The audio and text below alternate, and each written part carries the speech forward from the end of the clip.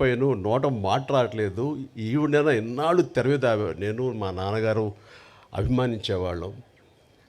ఆవిడని ఎంతగానో అలా చూసేవాడిని. ఏమీ మాట్లాడలేదు. నీ పేరేంటి బాబు అని అంటే అది అన్నాను. ఎందుకంటే ప్రసాద్ నుంచి చిరంజీవిగా మారిన ఒకటో రోజో రెండో రోజు అది రాజమండ్రికి బయలుదేరడానికి దారిలో అనుకున్నాను ఆ పేరు ఇక మీద చెప్పాలని.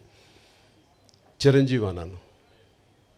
శుభం అని అన్నారు. రేపో ఎప్పుడు మనంతా కలిసి నటిస్తామని చెప్పారు.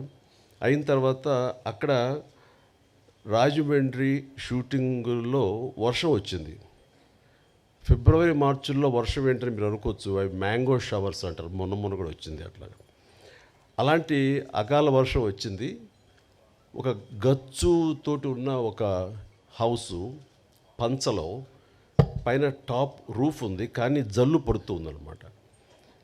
అందులో నటించినటువంటి యాక్టర్లు అందరూ రోజారమణి, కవిత, సావిత్రమ్మ గారు, గోకెన్ రామారావు, కొంతమంది ఆర్టిస్టులు వీళ్ళందరూ ఉన్నారు, నరసింహరాజు వీళ్ళందరూ ఉండిన తర్వాత చాలాసేపు వర్షం అలా వస్తూనే ఉంది. ఎవరికి తోయట్లేదు. మీకు తెలుసా ఈ అబ్బాయి చిరంజీవి అని అబ్బాయి డ్యాన్స్ చాలా బాగా వేస్తాడు, సరదాగా చిరంజీవి డ్యాన్స్ ఏమయ్యా అన్నాడు. నేను అడగటం ఆలస్యం, అలాంటి ముందు రెడీ అయిపోతాను. నా దగ్గర టేప్ రికార్డ్ ఉంటుంది. అప్పట్లో బోనియమ్మనో లేకపోతే ఇలాంటి కొన్ని అబ్బా ఇలాంటి కొన్ని ఇవి ఉన్నాయి, ఇంగ్లీష్ నెంబర్స్. అది వేసుకుని డ్యాన్స్ చేస్తాను. నాకేంటంటే సావిత్రి గారు చూస్తున్నారు, ఇంకా పెద్ద ఉత్సాహం నాకు. అలా చేస్తుండగా ఆ జల్లుకి నా కాలు జారి గబుక్కుని కింద స్లిప్ పడిపోయాను.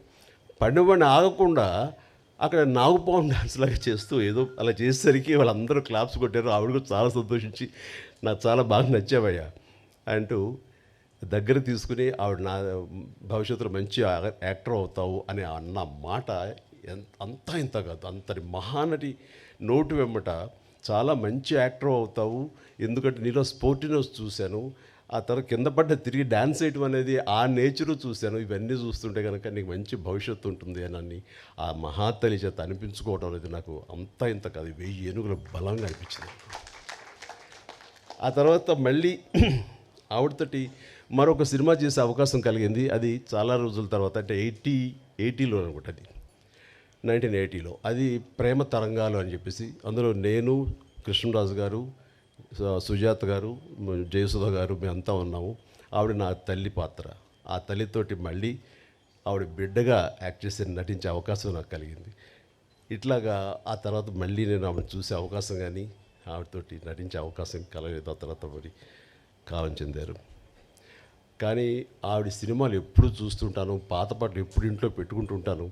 ఏదైనా పాత పాట చూడాలంటే కనుక నాకు సావిత్రమ్మ గారు యాక్ట్ చేసినవి, ఆవిడ పాడినవి, ఆ పాటలే చూస్తుంటాను. ఎంత సునిశ్చితమైనటువంటి ఎక్స్ప్రెషన్స్, ఎంత హావభావాలు, కేవలం కళ్ళతో మాత్రమే ఆవిడ చూపించేటువంటి గొప్ప నటి. ఇందాక మనం గత వక్తలు అన్నట్లుగా ప్రపంచంలో మరి ఏ నటి లేరండి. ఆవిడే కళ్ళతో యాక్ట్ చేసేవాళ్ళు, కళ్ళతోనే ఆకట్టిన వాళ్ళు, కళ్ళతోటి హావభావాలు పలికించేటువంటి గొప్ప నటీమణి.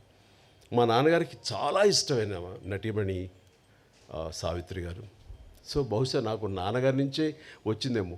నాన్నగారు ఆవిడ పాటలు అవి ఏదో కనిపిస్తున్నా, ఎప్పుడైనా చూపిస్తున్నా, మేము సినిమాలకు వెళ్ళినా సరే దాని ఇంటికి వచ్చిన తర్వాత విడమరి చెప్పేవాళ్ళు నాన్నగారికి నటన పట్ల మక్కువ కొద్దీ. సావిత్రి గారు ఎలా చేసేవాళ్ళు, అక్కడ చూడి అంత ఇదిగా ఉండేదో, ఆ కళ్ళ నుంచి బయటికి నీరు రాదు, కానీ ఆ కళలో ఆ కరుణ రసం ఎంత బాగుందో చూడని నాన్నగారు చెప్తుంటే, ఆ రకంగా నాన్నగారి నుంచి నాకు ఆవిడ మీద అభిమానం కానీ, వారి నటనను అలా చూడటం కానీ, దాన్ని ఆకలింపు చేసుకోవటం కానీ, ఆ రకంగా ఆవిడ మీద అభిమానం పెరగడానికి బహుశా అదే కారణం. అందుకని నేను అంతకుమించి ఆ మహానటిని ఎనలైజ్ చేసి ఆ మహానటి గురించి నేను చెప్పేంత అర్హత నాకు నిజంగా లేదు నాకు. బట్ ఆవిడ అనుక్షణం ఆవిడని ఎప్పుడు మనసులో ఆరాధిస్తుంటాను. నాకు ఒక మంచి ఫోటోగ్రాఫ్ మన కిషోర్ ఇచ్చాడు, సంజయ్ కిషోర్. అది ఎప్పుడు నా బెడ్రూమ్లో నేను పెట్టుకుంటూ ఉంటాను, అంతగా ఇష్టపడతాను. ఒకసారి అదే ఇందాక చెప్తున్నారు చాముండేశ్వరి గారు, ఇంటికి వచ్చినప్పుడు నేను ఆవిడని ఎప్పుడు ఎంతగా ఆరాధిస్తానో, మీరు సడన్గా వచ్చారు నాకు నిజంగా తెలియదు, కానీ మీరు నమ్ముతారు నమ్మరు అంటూ ఆ బెడ్రూమ్లోకి వెళ్ళి ఆ ఫోటోగ్రాఫ్స్ ఆవిడ చూపించినప్పుడు ఆవిడ ఎంత స్పందించారు, ఎంత ఇదయ్యారంటే అంత ఇంత కాదు. బహుశా అంతగా ప్రేమించే ఒక యాక్టర్ చిరంజీవి లాంటి మనిషి చేత ఇది చేయించాలని ఆవిడకి ఎందుకు అనుకుంటున్నారో ఏమిటో నాకు నిజంగా తెలియదు. కానీ మన బ్రహ్మానందం గారు వాళ్ళు అన్నట్లుగా ఆ మహాతల్లి పైనుంచి నా గురించి ఇవి ఈ పుస్తక ఆవిష్కరణ కానీ నా గురించి మరింత యంగర్ జనరేషన్స్కి తెలిసే విధంగా ఆ అవకాశం మళ్ళీ చిరంజీవి ద్వారానే బయట ప్రపంచానికి మళ్ళీ అందరికీ తెలిసేలాగా నేను ఎప్పుడూ చిరంజీవిగానే ఉంటాను. ఆయన మాటలు చాలా బాగా చెప్పారు.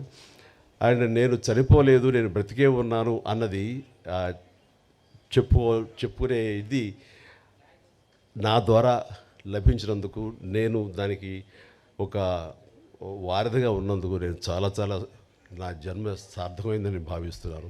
అలాంటి అవకాశం నాకు ఇచ్చినటువంటి విజయ చాముండేశ్వరి గారికి, గోవిందరావు గారికి నా హృదయపూర్వక ధన్యవాదాలు తెలియజేస్తున్నాను. వారి ఇంటికి వచ్చినప్పుడు చాలా చిన్నగా చేసేద్దామండి, ఎందుకంటే అమ్మకి ప్రకృతి చాలా ఇష్టం. మీ ఇంట్లో ఎటు చూసి సరే పూల మొక్కలతో చాలా అందంగా ఉంది, ఇలాంటి చోట చేస్తే బాగుంటుంది, మీలాంటి మనసున్న మనుషులు చేస్తే సరిపోతుంది అనుకున్నప్పుడు అంతటి గొప్ప నటీమణిని, అంతటి వ్యక్తిని ఒక చిన్న చోట చిన్నగా చేయటానికి నాకు అసలు మనస్కరించలేదు. అందుకని కొంచెం టైం తీసుకున్నా సరే ఇంతమందికి ఆవిడ గురించి చెప్పేలాగా అలాంటి ఆయా వక్తలు నేను ఇన్వైట్ చేసి వారి ద్వారా ఆవిడ గొప్ప ఔన్నత్యాన్ని తెలిసేలాగా నా వంతు ప్రయత్నం చేశాను. అందుకని ఇందులో నేను ఆవిడ గురించి ఏమని చెప్పగలను నేను చెప్పలేను. బట్ ఆవిడ గురించి ప్రేమ నాకు ఒక తల్లి లాంటి ఆవిడ మీద నా ప్రేమ మనసులోనే పదిలంగా దాచుకుంటూ ఆ మహాతల్లి నాకు తన కూతురైన చాముండేశ్వరి, నా సోదరైన చాముండేశ్వరి ద్వారా నాకు ఈ అవకాశం ఇచ్చిందని భావిస్తూ ఇది నా జీవితానికి దక్కినటువంటి గొప్ప అమూల్యమైన అవకాశంగా నేను భావిస్తున్నాను.